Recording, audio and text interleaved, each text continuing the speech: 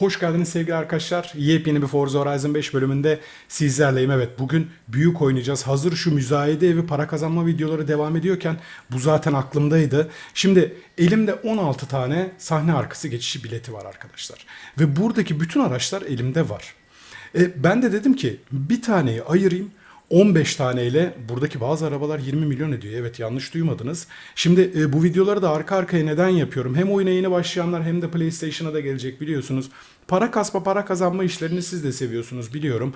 Bu arada geçen sefer koyduğum şans çarklarından çıkan arabaları sattım abi. Bakın 605 milyon para oldu gerçekten. Şimdi 15 tanesiyle 20 milyon eden araba bulacağız ve onları şimdi tek tek size göstereceğim. Yani 20 milyon edene kadar bir bakacağım. Siz de nasıl bakabilirsiniz, ne yapmanız gerekiyor, bütün tüyoları, taktikleri vereceğim arkadaşlar. Tabii şöyle bir şey var. Buradaki arabaların hepsi elinizde olmayabilir. Belki alıp tutmak istiyor olabilirsiniz. Ama öyle bir niyetiniz yoksa veya hızlıcana bir tane alayım satayım 20 milyon para, tabii onun kesintisi de var. İşte 18 neyse para gelsin, onu da rahat rahat harcayayım diyorsanız da yapabilirsiniz. Çünkü sahne arkası geçici biletleri kolay alınıyor. Alınıyordu diyeyim gerçi. Çünkü bakın abi, bende hala değişen hiçbir şey yok. Bu deneme yarışında yaptım. Event lab'leri de yaptım. Ama hala vermiyor. Bakın önceki sezon da hala 27'de. İnşallah bu sezonda buradaki sahne arkası geçişi biletini alabilirim. Alamazsak da artık yapacak bir şey yok. Muhakkak düzeltecekler abi. Düzeltene kadar bekliyoruz. Evet, şimdi arkadaşlar dediğim gibi bazı arabalar 20 ediyor. 16 edenler de var. Şimdi 15 taneye ulaşamazsak 20 milyon eden 16'lara da gireceğim. Şunu başlamadan önce özellikle söylemek istiyorum. Buradaki fiyatlar her gün, her an değişebiliyor arkadaşlar. O yüzden siz de bir arabayı satmadan evvel muhakkak kontrol edin. Şimdi benim şöyle bir avantajım var. Bazı arabalara giriyorsun, örneğin GR Yaris. Girdin abi, müzayede evinde yok. Müzayede evinde olmaması demek onun 20 milyon ettiği anlamına gelmiyor. Bende kopyası olduğu için rahat rahat girip bakabiliyorum. Müzayede başlatır gibi ne kadar ettiğine. Hani bazı sürpriz arabalar var öyle. Bir giriyorsun, birkaç tane kontrol ettim. Belki karşımıza çıkar şimdi 80 bin, 100 bin veya 800 bin, 900 bin falan edebiliyor. Yanlışlıkla ona aldanıp sakın o arabayı almayın abi, kontrol etmeden. Emin olmadan bir arabayı almayın satacaksanız. Evet abi. Şimdi burada F150'yi biz de yakın zamanda zaten en pahalı arabalarımı sattığım videoda koymuştuk. Bunu ilkinde değil ama ikinciyi tekrar koyduğumda satılmıştı. GR Yaris. Bu GR Yaris. Hemen şimdi almadan önce gidelim abi. Şuna müzayede de bir bakalım. Bu araba 20 milyon ediyor. Toyota. Gel buraya abi. GR Yaris. Bak abi. 20 milyon ediyor. Hatta düşük tekliflere anında teklifler verilmiş gördüğünüz gibi abi. Şurası kızışır. 3 milyon 167'den bir dakika kalmış. Orası kızışır. Şimdi GR Yaris'i alacağım. Şunu da unutmuyoruz arkadaşlar. Bakın GR Yaris'i alıyorum şu anda. Ve bir daha girdiğimde bu arabayı alamıyorum. Onu da unutmayın. Bunu bir defa yapabiliyorsunuz aynı araç için. Hemen gidiyorum. Videonun ilerleyişini bozmak istemiyorum. Çünkü o arada belki satılır arkadaşlar. Müzayedeyi başlat diyorum ve buradan kopyaları seçeyim, daha hızlı bulurum. Toyota'ya gidiyorum. Müzayede aracı. 20 milyon abi. Yapıştırıyorum. Böyle koyacağım. Birkaç tane böyle deneyelim. Biliyorsunuz abi, bütün arabalar satılana kadar beklemiyorum ama bir sonraki videoda zaten size bunun direkt sonucunu, neleri sattığımı, neleri satamadığımı, kaçıncıyı koyduğumu hepsini söylüyorum. İlk işlem tamam. Şimdi devam ediyoruz abi. Bakın buradaki şu Durango SRT Hellcat 2021 de 20 milyon ediyor. Hemen gidip bakalım. Ben bir ön kontrol yapmıştım çünkü. Dodge.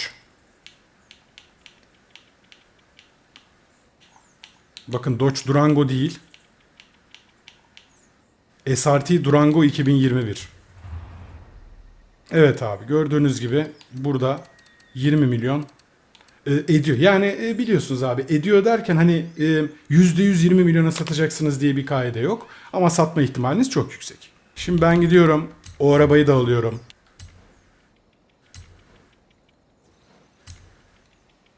Mesela GMC Typhoon 16 milyon ediyor arkadaşlar. Bakmıştım. O yüzden şu an onu pas geçiyoruz. Müzayedeyi başlat.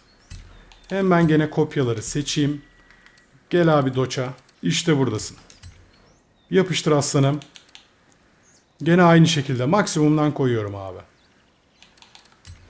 İkinci arabayı da koyduk. Şimdi tabii bazı arabaları biliyorum. Siz tek tek gene yapacağınız zaman bu işi kontrol edin arkadaşlar. Bakın direkt bu arabalara yaslanmayın. Çünkü örnek veriyorum. Belki videoyu bir ay sonra izliyorsunuz yayınlandığı tarihten. Fiyatlar değişmiş olabiliyor. M2 2023. Bakın hemen birlikte gidip bakalım. BMW M2 2023. Aratıyorum ve 20 milyon. Bunu zaten bundan bir tane yakın zamanda satmıştık arkadaşlar. Direkt alıyorum bu arabayı da.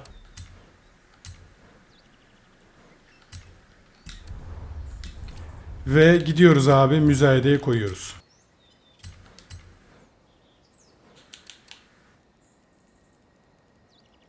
Yapıştır abi.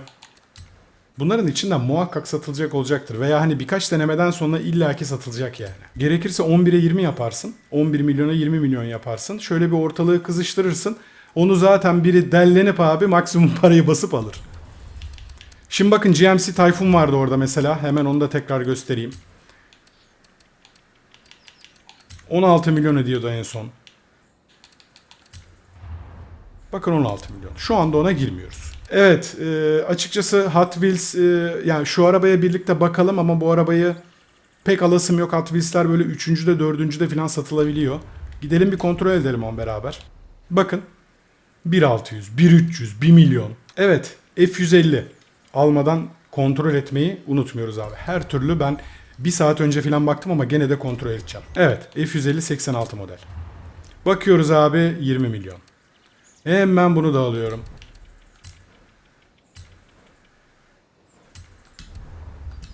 Ve gidiyoruz abi müzayedeye ekliyoruz. Yapıştır oğlum. Önce 20'ye 20 denemek lazım. 24 saat içerisinde maksimum 25 tane koyabiliyorsunuz müzayedeye. Onu da tekrar hatırlatayım abi. Evet. 4 tane sahne arkası geçiş bileti harcadık bile. Şimdi onu aldık. Coronet Super B. Bu düşük gidiyordu sanki ama bir kontrol edeceğim. Super B. Hiç yok diyor. Evet. İşte tam da bu örnek oldu abi. Hemen Dodge'a gidiyorum. Elimde var çünkü o arabadan biliyorum. Tabii bu bir avantaj kontrol ederken. Sizin elinizde yoksa o biraz karışık olabilir. Super B. Burada abi. Koyuyormuş gibi bakın 1 milyon 100. Yani almaya değmez. Lincoln Continental. Mustang Dark Horse da 20 etmesi lazım. Bakacağız. Hiç yok. Tamam abi. Kendimizden bakalım. Yani bunun tam tersini de yapabilirsiniz tabii kendinizden bakıp ama gene de milletin ne kadara koyduğunu bir görmeniz iyi olur arkadaşlar. Müzayedeye koyuyormuş 94 bin. Bak mesela çok büyük bir örnek. Büyük fail olur yani oraya bakıp aldanırsanız. Evet, Mustang Dark Horse 2024. Kontrolümüzü yapalım. Bu galiba direkt Dark Horse diye geçiyordu. Evet, burada. Bakın abi 20 milyon. Hatta 12 açılıştan da direkt en yüksek teklif olarak vermişler zaten. Dark Horse'umuzu, Dark Horse, kara atımızı alalım. Ve hemen bunu da müzayedeye koyalım abi. Evet aga. Müzayede aracı. Yapıştır maksimumdan. Bu gerçekten çok hızlı, elinizde bir de biriktiyse çok hızlı bir para kazanma taktiği arkadaşlar. Yani tabii bazılarınız tabii ki de uyguluyordur ama aklınıza gelmez, dediğim gibi yeni başlamışsınızdır. Önemli bir rehber niteliğinde bence. Şimdi 5 tanesini kullandık. Devam ediyoruz. Dark Horse. Kia EV6 GT bu araba etmez abi. Kia EV6 GT bu da 20 etmesi lazım. Evet abi. Burada 20. Hemen gidiyoruz onu da alıyoruz. Yanlışlıkla hızlıcana başka arabaya basıyormuşum. Hemen onu da koyalım abi.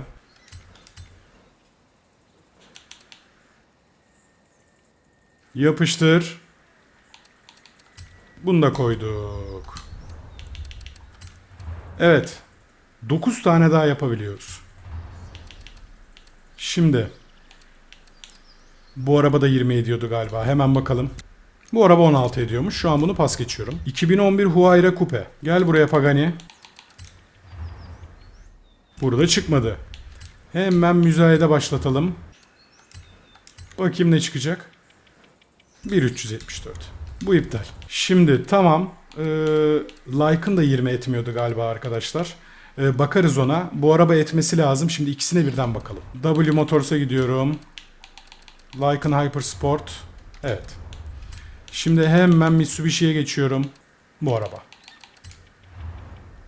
16 ediyor. Bakın 20 etmiyor. Şu anda bunda pas geçiyorum. F1 şu anda etmiyor arkadaşlar. Bu araba da etmiyor. Eminim bunun etmediğine. Şimdi M3 yanlış hatırlamıyorsam ediyor. Galiba Aventador LP784 Ultimae 2021. Bu arada bu yanlış hatırlamıyorsam üretilen son Aventador arkadaşlar. Sanırım bunların ikisi de 20 ediyor. İkisine birden bakalım. İkisini birden alıp ikisini birden koyarız. Gel buraya Lambo, neredesin? İşte burada. Evet, bu 20 ediyor. Okey. Hemen BMW'ye geçelim. M3. Evet, 20 milyon. Şimdi ikisini de alıyorum.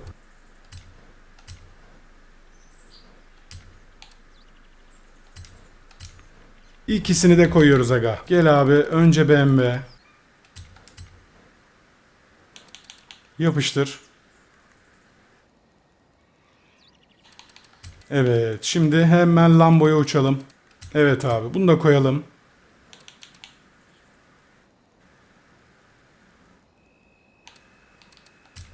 Bayağı sahne arkası geçiş bileti harcadık şu ana kadar. 8 tane kaldı. Bir tanesini bırakacağım dedim. 7 tane daha yapabiliyoruz bundan.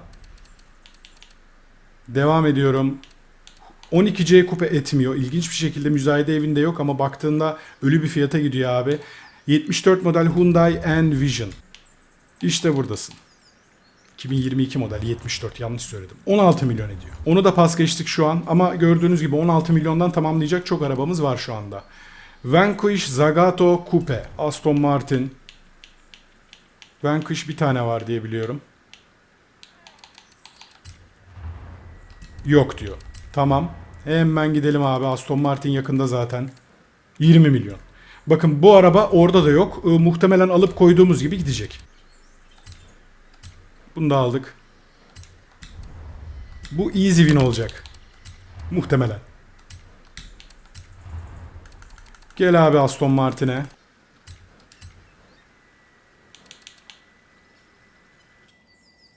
Yapıştır abi. Tabii müzayedede olmaması büyük bir avantaj arkadaşlar. Çabuk satılabilmesi için. Hem 20 milyon ediyor hem de müzayedede yoksa anında gider abi o. Tepede birazdan uyarıyı alırız bence. Bana öyle geliyor. Evet, nerede kaldık? Bunu geçtik. 765 LT bu etmiyor galiba. Alpine'in etmediğini biliyorum. 765 LT'ye bir de SL63'e bakalım. 765 LT hiç yok. Tamam. Biz SL63'ümüze de bakalım. Bundan da yok. Okey. Müzayede başlatıyoruz. McLaren. 765 LT. Kaçtan gidiyorsun? Gitmiyor. Okey. Hemen SL63'e geçelim. Bu da gitmiyor. Şunu da unutmayın arkadaşlar. Arabaya bazı modifiyeler yaptıysanız değerinde ufak tefek farklılıklar çıkabiliyor. Hani stok arabayı kontrol etmekte fayda var ama elinizde yoksa yapacak bir şey yok yani onda. Artık ne çıkarsa bahtınıza olacak. Ama çok büyük bir sorun teşkil edeceğini zannetmiyorum bu dediğimin. Şimdi bunların ikisi olmuyor. Okey. Okey, neredeyiz Alpine? Bu da yok. Bu galiba 16'ya gidiyordu. Şimdi hem Nissan Z'de bakalım hem de Safari Turbo'ya bakalım. Bak abi, burada bir bildirim var. Acaba hangisi gitti? Kia gitmiş. Tamam, sonra toplarız abi. Nissan Z 2023. Bakalım. Evet, 16'ya gidiyor. Nissan Safari. Burada yok. Ne ediyorsun canım? 94.000. 6 tane araç alabiliyoruz hala. Burayı geçtik. Burayı geçtik. Evet, Aston Martin Valkyrie AMR Pro. Bir de şu 20 kapı numaralı MG6 X-Power. Abi hazır MG'ye yakınken önce şuna bir bakalım. Bu araba burada yok. Tamam. Gidelim Aston Martin'e. Muhtemelen sensin. Gitmiyor. Evet, şimdi burada ne vardı görmediğimiz? 76 bin ne lan? Halen 6 tane var. Aventador SVJ. Bunun ettiğini zannetmiyorum. Gallardo ediyor galiba. Şimdi Aventador SVJ. Şu üçüne bakalım bence. Aventador SVJ. Huracan istiyor. Gallardo Spider. Aventador SVJ. 16 ediyor. Şimdi dokunmuyoruz ona. Gallardo Spider 20 ediyor. Bunu alacağız. Ve Huracan istiyor. Bu da etmiyor. Şimdi hemen gidelim. O Gallardo'yu bir alalım biz.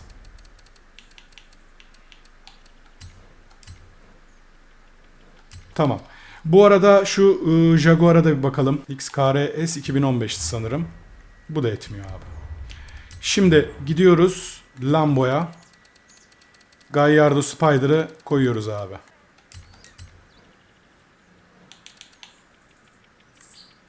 Yapıştır oğlum. Güzel, eğlenceli ve öğretici bir video oluyor bence. Like'ları alırım. Evet, 5 tane daha harcayabileceğimiz sahne arkası geçişi biletimiz var arkadaşlar halen. Şimdi bunu yakın zamanda sattım. Bu 3 milyona falan sattım. Şu CCX'e de bakmıştım. Gene de ikisine de bir bakalım. Koenigsegg CCX ile CCX ile 2005 Ford GT. 2005 Ford GT 2 milyon. Koenigsegg'e geçelim. Bunda burada yok. Tamam. Hemen kendimizinkinden bakalım. 360 bin. Rezillik. Hem de bir Koenigsegg. Halen 5 tane var. Evet. Citroen ve Ferrari 512 TR. Buna hiç bakmaya gerek yok. Boğaz ediyor arkadaşlar. Bir de Alfa Romeo'yu unutmazsak. Hatta ilk Alfa'dan başlayalım. Alfa Romeo burada yok. Tamam. Diğerinden devam edelim. Citroen. Citroen 20 milyon. Citroen alınacak. Citroen'i alıyorum. Şimdi Ferrari 512 TR'ye bakacağım. Aynı zamanda da Alfa Romeo'ya kendimde olandan bakacağım. Evet, bu etmiyor. Ferrari'ye geçiyoruz. 512 TR. Ne ediyorsun canım? Sen de etmiyorsun. Peki. Müzayedeyi başlat diyorum. Citroen'e gidiyorum. Citroen'i de koyacağım.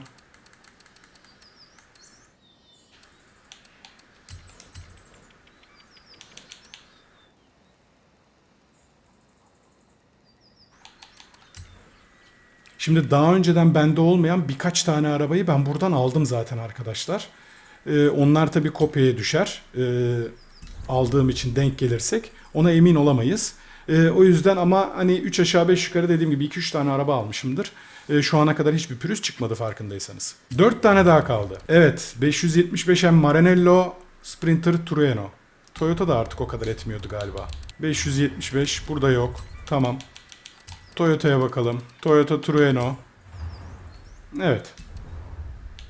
Şimdi 575M Maranello'ya buradan bakalım. Evet, bu da etmiyor. 4 tane var hala. Dediğim gibi gerekirse 16 milyonluklara gireriz. 280 SL ve Fiat 131, daha doğrusu Abarth 131. 280 SL. Sen burada yoksun. Abarth'a bakalım. Bu da yok. Ne ediyorsun canım, bu modifiyeli ama görelim. 20 milyon. Bence o da 20 milyon edecektir arkadaşlar. O biraz daha böyle düşük fiyatlılarda ufak tefek farklılıklar olabiliyor. Bir de Mercedes 280 SL'e bakalım. Bu da çabuk gidecektir çünkü müzayede evinde yoktu. 94 bin. Şu Abarth'ı alalım. Hemen Abarth'ı da koyuyorum. Evet, 20 milyon gördüğünüz gibi. Yapıştır abi. Bu da çabuk gider. Evet, 3 tane biletimiz vardı. Bir taneyi bırakacağım dedim biliyorsunuz. Çok araba kalmadı. Şimdi şu Rivian'a bakalım, bir de Cadillac Limousine'e bakalım. Cadillac Limousine bak 8'e de var burada. Yeni konmuş, hemen gidebilir. Ama şu anda tam emin olamıyorum. O yüzden şu anda bir gidelim. 20 milyona koydurmayabilir zaten. Rivian'a da bir bakalım. 16 ediyor. Tamam. Şimdi şu Cadillac'a bizden bakalım. 8 çıkartabilir bize de. Onlar biraz daha önce koymuş olabilir fiyat değişmeden önce. Evet bak. Yani böyle ufak tefek değişiklikler olabiliyor arkadaşlar. Dikkat etmek lazım. Evet, elimizde Pagani Huayra, BC Coupe ve M4 Competition Coupe var. M4 de etmiyordu sanırım. 16 ediyor olabilir veya 10 ediyordu galiba. Hemen bakalım. Önce Pagani'ye bakalım. Bakın bu etmiyor. Şimdi BMW'ye bakalım. 16 milyonluklara geçeceğiz. M4 2021. M4 Competition. Bakın abi 10 milyon ediyor. Şimdi elimizde harcayacağımız 3 tane daha var. Ve bunları 16 milyonluktan gireceğim. Arkadaşlar şu taktiği de vereyim. Hani bu 16 milyonlukları seçerken eğer seçeceğiniz sayıda yani birden fazla varsa özellikle müzayede evinde olmayanları veya çok az olanları seçin ki çabuk gitsin. Mesela GMC Tayfun. Şu Tayfun'a bir bakalım. Yani bayağı var burada. Lucid, şuna bir bakalım. Bundan da bir hayli var. Şu Mitsubishi'ye bakalım. Bundan bayağı var ama bunun da gitme ihtimali de çok yüksek arkadaşlar. Ya hepsi gidecektir muhakkak da ben daha hızlı yapmak istediğim için işi şu anda bu şekilde bakıyoruz. Hyundai Envision'a bir bakalım. Bundan da bayağı var. Yani hepsinde böyle çıkarsa artık kafamıza göre alacağız. Nissan Z'den de bayağı çıkar bence. Evet bu gene çok da aşırı değil. Rivian'a bir daha bir bakalım. Evet Rivian'dan çok yok. Şimdi bir kere Rivian'ı alıyoruz abi. Kafamda az çok kurdum. Rivian. Gel buraya abi. Bunu aldım. 2 tane daha var. Bir tanesini arkadaşlar Nissan Z de gider ama Mitsubishi'yi alacağım.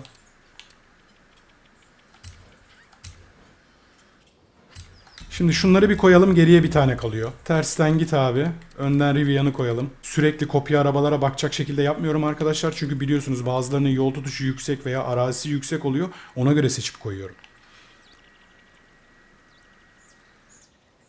Koydum abi bu şekil. Şimdi Mitsubishi'ye gidelim. Bir tanesi zaten yapılı bunların. Seni de yapıştıralım aga. Şimdi geriye bir tane kaldı arkadaşlar. Hangisini alalım? Hangisini alalım? Tayfun'u alacağım ben. Evet buradan da Tayfun'u çektim abi. Ve 15 tane sahne arkası geçişi bileti harcadık. Bayağı bir 20 milyon değerinde etme ihtimali yüksek olan arabalar aldık. Zaten satılanları şimdi bakacağız. 2 tane vardı en son. Ve kalanlarla da 5 tane mi 4 tane mi kaç tane kaldıysa 16 milyon edenler aldık. Yani onlar da hiç az değil. Şimdi hemen şu Tayfun'u da bir koyalım. 3 olmuş bakın orada. Yapıştır aslanım. Evet. Gel bakalım sana bir bakalım.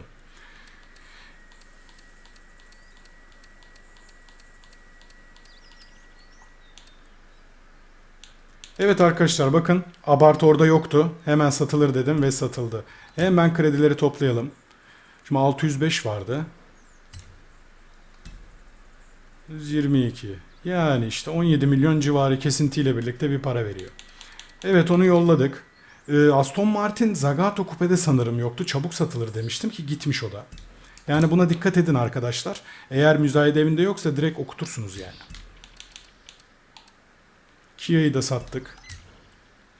Abi kaşla göz arasında 3 tane 20 milyonluk araba sattık. 656 milyon oldu para. Gerçekten bu şekilde zengin olabilirsiniz yani. Hele bir de biriktirdiyseniz veya para kasmayı düşünüyorsanız abi yani 2 tane 3 tane bile satsanız size bütün oyunda ilerlemenizde de zaten para geliyor. Yapacak arabaları veya alacak çok pahalı olmayan arabaların hepsinin parasını rahat çıkarır. Zaten bu oyunda para kazanmak kolay arkadaşlar. Oğlum burada niye 2 tane gösteriyorsun? Bak bu arabalar gitmesin ha. Evet arkadaşlar bu video zaten elimdeki ilk arabaları sattığımı müzayedeye çıkarttığım en pahalı arabaların olduğu videoda yaparken aklımda vardı. Bunu çıkartmak istiyordum. Bence bundan birçoğunuz yararlanacaktır. Özellikle oyuna yeni başlayanlar. Ben bu videoyu yaparken de bu arada çok keyif aldım. Umarım siz de keyif almışsınızdır. Bu tarz videoların devamı için alt taraftan kanala abone olup bildirimlerinizi açmayı unutmayın. Videoyu beğendiyseniz de bir like'ınızı alırım. Bir sonraki bölümde görüşmek ümidiyle. Hoşçakalın.